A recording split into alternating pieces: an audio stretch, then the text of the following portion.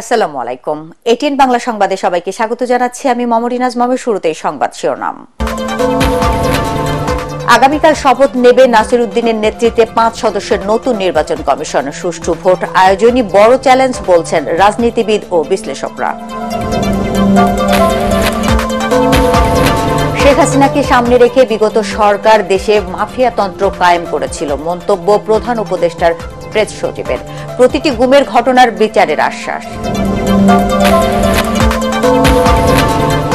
নির্বাচন দ্রুত হলে জনগণের কাছে গ্রহণযোগ্য হবে, যশোরে মির্জা ফখরুল। ফ্যাসিবাদের দোসরদের বিরুদ্ধে সরকারকে কঠোর অবস্থান নেওয়ার আহ্বান রিজভির। এবং সপ্তাহের ব্যবধানে চালকে ছাড়িয়ে গেল আলুর দাম। রাজধানীর বাজারে প্রতি কেজি বিক্রি হচ্ছে 80 থেকে 90 টাকা। ক্ষুব্ধ সাধারণ ক্রেতারা। শুনছিলেন সংবাদ শিরোনাম, এবার বিস্তারিত। আগামীকাল থেকে শুরু হচ্ছে এএমএম নাসির উদ্দিনের নেতৃত্বে 5 সদস্যের নতুন নির্বাচন কমিশনের যাত্রা। ওই দিন দুপুর 1:30টায় নবনিযুক্ত প্রধান নির্বাচন কমিশনার ও নির্বাচন কমিশনারদের শপথ পড়াবেন প্রধান বিচারপতি সৈয়দ রেফাত আহমেদ। এর মধ্য দিয়ে শুরু হবে দেশের 14তম নির্বাচন কমিশনের কার্যক্রম। ছাত্র গণ অভ্যুত্থান পরবর্তী বিশেষ পরিস্থিতিতে দেশে সুষ্ঠু নির্বাচন আয়োজনে রাজনৈতিক দল ও তরুণ প্রজন্ম সহ সবার সহযোগিতা চেয়েছেন নতুন সিইসি এএমএম নাসির উদ্দিন। আরো জানাচ্ছেন একরামুল হক সায়েম। সংবিধানে 5 বছরের মেয়াদ থাকলেও কাজী হাবিবুল আওয়ালের নেতৃত্বাধীন নির্বাচন কমিশন বিদায় নেয় মাত্র 2.5 বছরেই। ছাত্র জনতার গণ অভ্যুত্থানে শেখ হাসিনা সরকারের পতনের 1 মাস পর পদত্যাগ করেন তারা। 2.5 মাস ফাঁকা থাকার পর নতুন নির্বাচন কমিশন গঠন করল অন্তর্বর্তী সরকার। সাবেক সচিব এএমএম নাসির উদ্দিনের নেতৃত্বে 14তম নির্বাচন কমিশনের যাত্রা শুরু হচ্ছে রোববার। এদিন দুপুর 1:30টায় নবনিযুক্ত সিইসি ও 4 নির্বাচন কমিশনারের শপথ পড়াবেন প্রধান বিচারপতি সৈয়দ রেফাত আহমেদ। এরপরই পরবর্তী সংসদ নির্বাচনে কর্মযজ্ঞ শুরু করবে নাসির উদ্দিন কমিশন। পলিটিক্যাল পার্টিজরা যেটা চাচ্ছে, তারা তো চায় যে রাজনৈতিকবিদদের কাছে সরকারের দায়িত্ব দিলে থিংস উইল ইমপ্রুভ। তারা এই কথাই বলছে বারবার। তো তার মানে আমি বুঝতেছি যে তারা ন্যাশনাল ইলেকশনটা আগে চায়। 2014 থেকে 2024 টানা 3টি সংসদ নির্বাচনী প্রশ্নবিদ্ধ হয় দেশে বিদেশে। চরম অনাস্থার মুখে পড়ে তখনকার নির্বাচন কমিশন। গণ অভ্যুত্থান পরবর্তী বিশেষ পরিস্থিতিতে নির্বাচনী ব্যবস্থায় ইতিবাচক দৃষ্টান্ত রাখার প্রত্যয় নতুন সিইসির। বড় 3টা নির্বাচন যদি আমরা ধরি যে 14 সাল, 18 বা 24, মানুষ তো ভোটের অধিকার থেকে তো টোটালি বঞ্চিত ছিল। তাদের যে ল্যাপসেস, তারা কোথায় কোথায় ভুল করেছে, সেগুলা তো আমাদের জন্য বিরাট একটা শিক্ষা হয়ে রইল না, লেসন। আমার তো we have lessons in front of us, যে এই জিনিসগুলো করলে মানুষ আমাদেরকে ধিক্কার দিবে। ওরা তো মানুষের রক্তের উপর দিয়ে দায়িত্ব নেয় নাই, আমরা মানুষের শহীদের রক্তের উপর দিয়ে দায়িত্ব নিয়েছি। ধরে আমাদের দায়িত্বটা আরো অনেক বেশি। সর্বতভাবেই চেষ্টা থাকবে যাতে এই রক্তের সাথে বেইমানি যাতে আমরা না করি। স্বাধীনতার পর দেশে এ পর্যন্ত 13টি নির্বাচন কমিশন গঠন হয়। 111-এর সময় 2007 সালে মেয়াদ পূর্ণ না করে পদত্যাগে বাধ্য হন বিচারপতি এম এ আজিজের নেতৃত্বাধীন নির্বাচন কমিশন। এরপর নির্বাচন ব্যবস্থায় বেশ কিছু সংস্কার এনে 2008 সালে নবম জাতীয় সংসদ নির্বাচন করে এটিএম শামসুল হুদা কমিশন। ওই নির্বাচনে শেখ হাসিনার নেতৃত্বে আওয়ামী লীগ সরকার ক্ষমতা আসার পর টানা 15 বছর মুখ থুবড়ে পড়ে গোটা নির্বাচনী ব্যবস্থা। একরামুল হক সায়েম, এটিএন বাংলা, ঢাকা।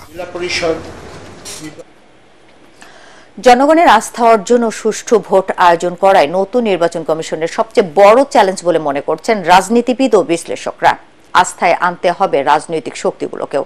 তারা বলছেন ভোটার তালিকা হালনাগাদের পাশাপাশি সংস্কার কমিশনের সুপারিশের আলোকে আরপিও সংশোধন, কমিশনকে প্রশাসনের প্রভাবমুক্ত রাখাও, নির্বাচনের সময় আইন শৃঙ্খলা রক্ষাকারী বাহিনীর ভূমিকা স্পষ্ট করাও জরুরি। আরো জানাচ্ছেন হুমায়ুন চিশতি। গত 5 আগস্ট শেখ হাসিনার সরকার পতনের 1 মাস পর 5 সেপ্টেম্বর পদত্যাগ করে গাজী হাবিবুল আওয়ালের নেতৃত্বাধীন নির্বাচন কমিশন। 1.5 মাস শূন্য থাকার পর অবসরপ্রাপ্ত সচিব এএমএম নাসির উদ্দিনের নেতৃত্বে গঠিত হয়েছে 5 সদস্যের নতুন নির্বাচন কমিশন। এতে সিইসি সহ 3 জনই সাবেক সচিব, একজন সাবেক বিচারক ও আরেকজন সাবেক সেনা কর্মকর্তা। বিশ্লেষকরা বলছেন নতুন কমিশন গঠনের মাধ্যমে নির্বাচনের পথে এগিয়ে গেল বাংলাদেশ। তবে আইন সংশোধন না করা এবং আমলা নির্ভরতা সহ বেশ কিছু বিতর্ক তৈরির সুযোগ রয়ে গেছে। আমাদের যে আইনটা আছে নির্বাচন কমিশন নিয়োগের জন্য, এই আইনটা একটা ত্রুটিপূর্ণ আইন। বদিউল আলম মজুমদারি তো আওয়ামী লীগ আমাদের এই সার্চ কমিটির পলিসি এটা নিয়ে উনি তো এই বিতর্ক শুরু করেছিলেন। চিফ ইলেকশন কমিশনার বিএনপির লিস্টের থেকে হয়েছে, এটা নিয়ে কখনো না কখনো একটা প্রশ্ন উঠবেই। যেহেতু তাদের আমলা একসময় ছিল এবং এই অভিজ্ঞতা ছিল না, সুতরাং তাদের সামনে একটা বিরাট চ্যালেঞ্জ হবে এটাকে ওভারকাম করা। আওয়ামী সরকারের গত ১.৫ দশকের শাসনামলে করা ৪টি নির্বাচনের মধ্যে ২০১৪ ও ২০১৮ নির্বাচন ছিল একতরফা ও চরম বিতর্কিত, যা নিয়ে সব মহলেই রয়েছে সমালোচনা। তাই কমিশনের প্রতি আস্থা ফেরানোই এখন সবচেয়ে বড় চ্যালেঞ্জ বলে মনে করছেন বিশ্লেষকরা। সবচেয়ে বড় চ্যালেঞ্জটা হচ্ছে আস্থা অর্জন করা, জনগণের আস্থা অর্জন করা। শুধু জনগণ না, রাজনৈতিক দল, জনগণ, গণমাধ্যম, আন্তর্জাতিক সম্প্রদায়। জনস্বার্থে তার যে দায়িত্ব সুষ্ঠু গ্রহণযোগ্য নির্বাচন করা, সেটা সে করতে পারবে কিনা, এই চ্যালেঞ্জটাই মোকাবেলা হচ্ছে তার সামনে একটা প্রধান কাজ। তাদেরকে যদি একেবারে দল নিরপেক্ষ না রাখতে পারেন, তাহলে কিন্তু চ্যালেঞ্জ মোকাবেলা করতে পারবেন না। ভোটার তালিকা হালনাগাদ, নির্বাচনী আচরণবিধির সংশোধন, নির্বাচনে আইনশৃঙ্খলা বাহিনী ও প্রশাসনের ভূমিকা নির্ধারণ করা প্রয়োজন বলে মনে করেন তারা। নির্বাচনকে একটা শৃঙ্খলার মধ্যে আনতে হবে। আমি আরপিওর সংশোধনটা খুব গুরুত্বপূর্ণ মনে করি। অনেক সমস্যা রয়েছে আচরণবিধির মধ্যে, তা বিশেষ করে আইন শৃঙ্খলা বাহিনী এর ভূমিকাটা কি হবে, আর্মি কি ভূমিকা হবে, পুলিশের কি ভূমিকা হবে, বিডিআর এর ভূমিকা হবে, তারা কিভাবে দায়িত্ব পালন করবে। 3টা কমিশনদের সিইসি বলেছিলেন যে পুলিশ এবং স্থানীয় প্রশাসন পুরোপুরি আমাদের নিয়ন্ত্রণে না, এই কথাটা উনি বারবার বলেছেন। তার মানে হচ্ছে এদেরকে নিয়ন্ত্রণে আনার জন্য কিছু মেকানিজম তৈরি করতে হবে। তবে সবাই বলছেন নতুন কমিশনের সফলতা নির্ভর করবে সরকারের তরফ থেকে তারা কি ধরনের সহযোগিতা পাবেন তার উপর। হুমায়ুন চিস্তি, এটিএন বাংলা, ঢাকা। শেখ হাসিনাকে সামনে রেখে বিগত আওয়ামী লীগ সরকার দেশে মাফিয়াতন্ত্র কায়েম করেছিল বলে মন্তব্য করেছেন প্রধান উপদেষ্টা প্রেস সচিব শফিকুল আলম। গুমের জবানবন্দি ও স্মৃতির প্রতিরোধ বিষয়ে জাতীয় জাদুঘরে আলোচনা সভায় তিনি কথা বলেন। এ সময় প্রতিটি গুমের ঘটনার তদন্ত ও বিচার করার আশ্বাস দেন প্রেস সচিব। মনির হোসেন তোপর রিপোর্ট। হলো সেই কাপড় আপনি দেখতে পাচ্ছেন, এটা নিয়ে আমার চোখ বাঁধা ছিল প্রথম অবস্থায়, এরকম দ্রুত কাপড় দিয়ে চোখ বেঁধে দেয়। এভাবেই সবার সামনে আর্তনাদ করছিলেন গুমের শিকার এসব ব্যক্তিরা। গুম বিরোধী আইন করার পাশাপাশি এই অন্যায়ের সাথে জড়িত সবাইকে চিহ্নিত করে দৃষ্টান্তমূলক শাস্তি নিশ্চিত করার দাবি জানান তারা। একটা হত্যার একটা অন্যায়ের বিচার করা হলেই তারপরে আওয়ামী লীগকে আলোচনায় আনা যাবে। প্রত্যেকটা বিচারের দাবি জানাই, যাতে আন্দোলন আর বাড়তে না পারে সেটা থামানোর জন্যই উনি এই পলিসি আমাদেরকে নিয়ে একটা দেখা করার একটা নাটক করেছেন আসলে। কিন্তু কোনো ধরনের কোনো সহযোগিতা, যারা নিজেরাই গুমের সাথে জড়িত থাকে তারা তো কিভাবে আমাদেরকে সাহায্য করবে। যারা গুম হয়ে গেছেন আমরা হয়তো সচ্ছল আসতে পারছি, এখানে অনেক অসচ্ছল লোক আছেন যারা যোগাযোগও করতে পারতেছেন না, বিচার তো দূরের কথা।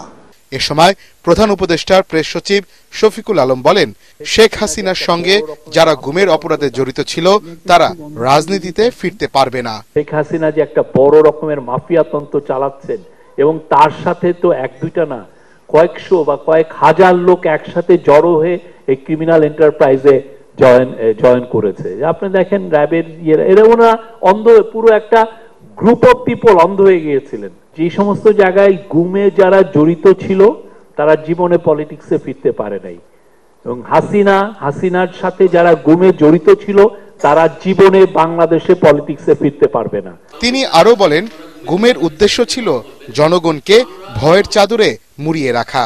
ওই দুইটা ছেলেকেই গুম। মনির হোসেন তপু, এটিএন বাংলা, ঢাকা। বড় ছেলের যত তাড়াতাড়ি নির্বাচন হবে দেশের মানুষের কাছে ততটাই গ্রহণযোগ্য হবে বলে মন্তব্য করেছেন বিএনপি মহাসচিব মির্জা ফখরুল ইসলাম আলমগীর। যশোর জেলা পরিষদ মিলনায়তনে বিএনপি আয়োজিত সুধী সমাবেশে তিনি একথা বলেন। তরুণদের বাদ দিয়ে ভবিষ্যৎ পরিকল্পনা সম্ভব নয় উল্লেখ করে মির্জা ফখরুল বলেন, নির্বাচন যত দ্রুত হবে ততই দেশের জন্য মঙ্গলজনক। নির্বাচনের জন্য যেসব সংস্কার দরকার তা দ্রুত শেষ করার আহ্বান জানান তিনি। বলেন, শুধুমাত্র নির্বাচিত সরকারই পারে দেশের স্থিতিশীলতা ফিরিয়ে আনতে। একই সাথে সংস্কার যেন টেকসই হয় তা নিশ্চিতে অন্তর্বর্তী সরকার ও নীতি নির্ধারকদের প্রতি আহ্বান জানান বিএনপি মহাসচিব। আজকে আমাদের সামনে একটা বিরাট, আমি বলবো ক্রান্তিকাল। আমরা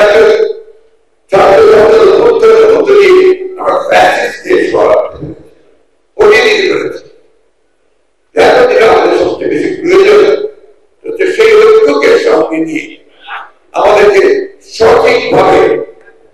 এমন একটা রূপান্তর করতে হবে যে রূপান্তর যদি আমরা আমাদের গণতন্ত্রের যে মূল্যবোধ যে চেতনা সেগুলোকে আবার ফিরিয়ে নিয়ে এসে আমরা সত্যিকার অর্থে গণতান্ত্রিক মানবিক মূল্যবোধ সামাজিক ন্যায় এবং জনকল্যাণের একটা দেশ আমরা নির্মাণ করতে পারবো।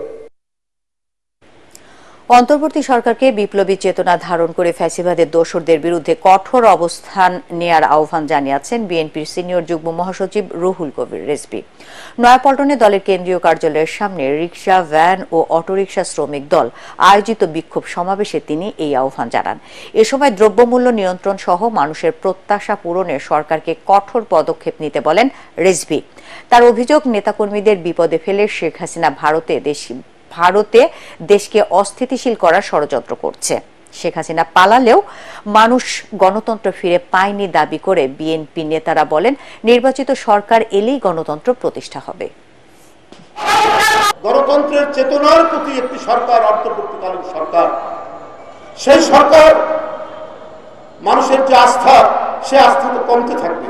আজকে ডিম, আজকে তেল, এইটা কয়েকটা কোম্পানি এখনো নিয়ন্ত্রণ করছে। এই অলিগার্ক, এই সিন্ডিকেট বাসদেরকে আপনারা ধরছেন না কেন? এই গণতান্ত্রিক চেতনা, এই যে আত্মদান, এই যে রক্তপাত, এই যে একাধারের জীবন দিয়ে দেওয়া, এটা সম্পূর্ণ ব্যর্থ হবে। আর কয়েকটা আপনার সুখে থাকা উপদেষ্টা এসে বড় বড় কথা বলবে, আর তারা নিজের মতো করে যা ইচ্ছা তাই করবে। এইটা চলতে দেওয়া যেতে পারে না। জবাবদিহিতার সংস্কৃতি চালু করতে না পারলে কাগজে কলমে আইন করে আর্থিক খাতের দুর্নীতি ঠেকানো যাবে না বলে মনে করেন গবেষণা সংস্থা সানেমের নির্বাহী পরিচালক অধ্যাপক ডক্টর সেলিম রায়হান। রাজধানীর এফডিসিতে ডিবেট ফর ডেমোক্রেসি বিতর্ক অনুষ্ঠানে তিনি একথা বলেন। এ সময় প্রতিষ্ঠানটির চেয়ারম্যান হাসান আহমেদ চৌধুরী কিরণ বলেন, পতিত আওয়ামী লীগ আমলে উন্নয়নের অসত্য গল্প শুনিয়ে হাজার হাজার কোটি টাকা লুটপাট করেছে সরকারের সুবিধাভোগীরা। মিজান শাহজাহানের রিপোর্ট। আর্থিক খাত বিশৃঙ্খল করার পেছনে ব্যবসায়ীদের রাজনৈতিক সম্পৃক্ততা বিষয়ে এই ছায়া সংসদের আয়োজন করে ডিবেট ফর ডেমোক্রেসি। সরকারি দল ইডেন মহিলা কলেজ ও বিরোধী দল সরকারি তিতুমির কলেজের বিতার্কিকদের যুক্তি পাল্টা যুক্তিতে প্রাণবন্ত হয়ে ওঠে সংসদ। গত 16 বছরে 11,92,261 কোটি টাকা বাংলাদেশ থেকে পাচার হয়েছে। বিতর্কের মূল্যায়ন পর্বে south Asian network on economic modelling সানেমের নির্বাহী পরিচালক অধ্যাপক ডক্টর সেলিম রায়হান বলেন, আর্থিক খাতে সংকটের শুরুটা 70-এর দশকের শেষ দিকে। তবে বিগত 15 বছরে অতীতে সব রেকর্ড ভেঙে নতুন মাত্রা তৈরি করেছে এস আলমের মতো কয়েকটি গ্রুপ। আমরা যতই কাগজে কলমে পৃথিবীর সর্বশ্রেষ্ঠ আইন কানুন লিখে রাখি না কেন, যদি রাজনীতিবিদ, ব্যবসায়ী এবং আমলাদের ওই দুষ্ট চক্র এটা চলতে থাকে এবং নতুন দুষ্ট চক্র সৃষ্টি হয় সামনের দিনগুলোতে, তাহলে কিন্তু তারা কিন্তু কাগজে কলমে কি লেখা আছে সেগুলো তারা পরোয়া করবে না। ছায়া সংসদের স্পিকার হাসান আহমেদ চৌধুরী কিরণ বলেন, হাতে গোনা কয়েকটি কর্পোরেট কোম্পানির হীন স্বার্থ পূরণের কারণে আজ কষ্টে আছেন সারা দেশের মানুষ। বাংলাদেশের রাজনীতিতে যেভাবে ব্যবসায়ীদের আধিপত্য চলছে, পৃথিবীর ইতিহাসে এত ব্যবসায়ীরা কোথাও কিন্তু এত আধিপত্যভাবে আমাদের রাজনীতিতে, আমাদের সংসদে তারা অংশগ্রহণ করেনি। ব্যবসায়ীরা রাজনীতি আসুক, যারা রাজনীতিকে ব্যবসা হিসেবে নেবেন না, তারা যদি রাজনীতিতে আসেন তাহলে কিন্তু আমাদের কোনো দুঃখ থাকে না। কর্পোরেট কোম্পানিগুলোর খপ্পরে পড়ে রাজনীতিবিদদের ছত্রছায়ায় কিন্তু আমাদের দেশে আমরা চিনি বলি, আমাদের এই তেল বলি, আমাদের আলু বলি, এই সর্বক্ষেত্রে কিন্তু আমরা দ্রব্যমূল্যকে নিয়ন্ত্রণ করতে পারছি। তারা বলেন, কেন্দ্রীয় ব্যাংক হিসেবে বাংলাদেশ ব্যাংক আর্থিক খাতে অনিয়মের দায় এড়াতে পারে না। বাংলাদেশ ব্যাংকের অনেক নীতিগত ভুল আছে। আমানতকারীরা কেন এখন ভীত থাকবে? আমানতকারীরা ব্যাংকে কেন চেক দিলে তাদের টাকা পাচ্ছে না? সে কারণে আমি মনে করি বাংলাদেশ ব্যাংক মেরুদণ্ড সোজা করে সকল নীতি কৌশলে যে ভুল ছিল সেই ভুলগুলো শুধরে তারা ভবিষ্যৎ বাংলাদেশকে যাতে অর্থনীতির পঙ্গুত্বের দিকে তারা নিয়ে গেছিল, তাদের সঠিক শাস্তির বিধানের মাধ্যমে বাংলাদেশকে স্বাবলম্বী করে তুলবার জন্য আমরা এই চেষ্টা করবো বলে আমরা আশা করি। এখনো কিন্তু বাংলাদেশ ব্যাংকের সাথে যে অ্যারেঞ্জমেন্টটা সরকারের, সেখানেও কিন্তু প্রচুর পরিবর্তন আনা দরকার। কিভাবে বাংলাদেশ ব্যাংকে তার স্বাধীন ভূমিকাটা দেওয়া যেতে পারে। বিতর্ক প্রতিযোগিতায় তিতুমির কলেজকে হারিয়ে বিজয়ী হয় সরকারি দল ইডেন মহিলা কলেজ। মিজান শাহজাহান, এটিএন বাংলা, ঢাকা। চালের চেয়ে এখন আলুর দাম বেশি। সর্বনিম্ন চালের দাম যেখানে 55 টাকা, সেখানে আলু বিক্রি হচ্ছে 80 থেকে 90 টাকায়। ফুলকপি বাদে সব ধরনের সবজির দাম কেজিতে 10 থেকে 20 টাকা বেড়েছে। এতে ক্ষুব্ধ ক্রেতারা। বিক্রেতারা বলছেন উৎপাদন ও আমদানি কম থাকায় আবারও বেড়েছে সবজির দাম। সাপ্তাহিক বাজার দর দিয়ে ঐশী গোস্বামী প্রমার রিপোর্ট। বেড়েই চলেছে নিত্য প্রয়োজনীয় পণ্যের দাম। রাজধানীর বাজারে সবজি থেকে শুরু করে মাছ মুরগি সহ সবকিছুরই দাম বাড়ছে হু হু করে। নতুন করে বেড়েছে আলু সহ বিভিন্ন সবজির দাম। টমেটো, গাজর বিক্রি হচ্ছে 160 থেকে 180 টাকা দরে। বাড়তি আছে বরবটি, করলা, শিমের মতো আরও কিছু সবজি, যা 100 থেকে 120 টাকায় বিক্রি হচ্ছে। এতে বিপাকে পড়েছেন সাধারণ ক্রেতারা। গেল সপ্তাহ থেকে এ সপ্তাহে দাম আরো বাড়ছে, দাম কমে নাই। জিজ্ঞেস করলে সব জিনিসের আমদামি কম। গাজরের দামও যদি কেজি হয় যদি 140 টাকা 50 টাকা, আপনি যে কোনো তরকারি যান 70-80 টাকার নিচে নাই। আমরা পাবলিকেরা খামো এই অবস্থা নাই, মানে দিনে দিনে বাড়তেছে।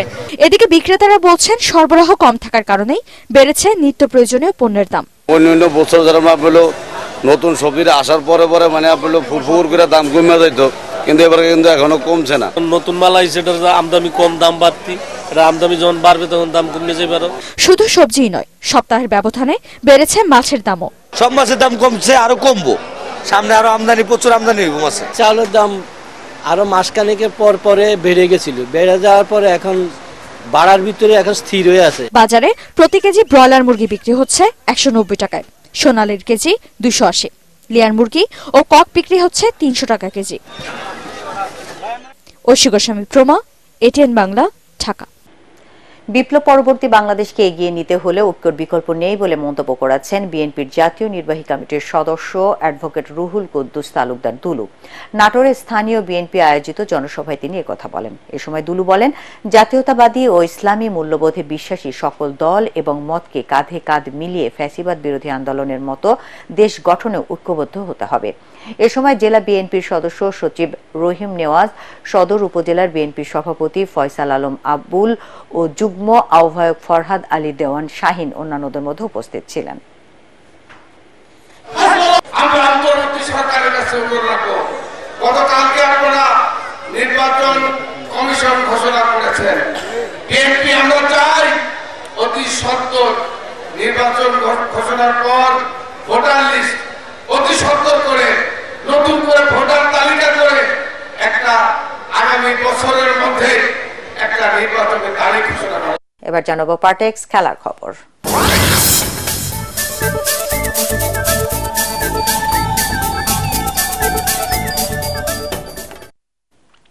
বাংলাদেশ নারী ক্রিকেট দলের বিপক্ষে 3টি করে ওয়ানডে ও টি-20 খেলতে ঢাকায় পৌঁছেছে আয়ারল্যান্ডের মেয়েরা।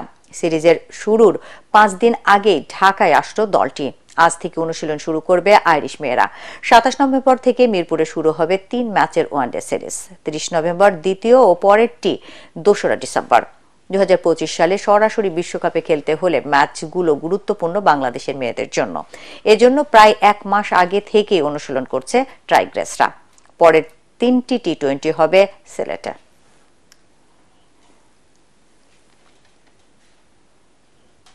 শেষ করার আগে সংবাদ শিরোনাম আরেকবার। আগামীকাল শপথ নেবে নাসিরুদ্দিনের নেতৃত্বে 5 সদস্যের নতুন নির্বাচন কমিশন। সুষ্ঠু ভোট আয়োজনই বড় চ্যালেঞ্জ বলছেন রাজনীতিবিদ ও বিশ্লেষকরা। শেখ হাসিনাকে সামনে রেখে বিগত সরকার দেশে মাফিয়াতন্ত্র কায়েম করেছিল, মন্তব্য প্রধান উপদেষ্টার প্রেস সচিবের। প্রতিটি গুমের ঘটনার বিচারের আশ্বাস। নির্বাচন দ্রুত হলে জনগণের কাছে গ্রহণযোগ্য হবে, যশোরে মির্জা ফখরুল। ফ্যাসিবাদের দোসরদের বিরুদ্ধে সরকারকে কঠোর অবস্থান নেওয়ার আহ্বান রিজভির।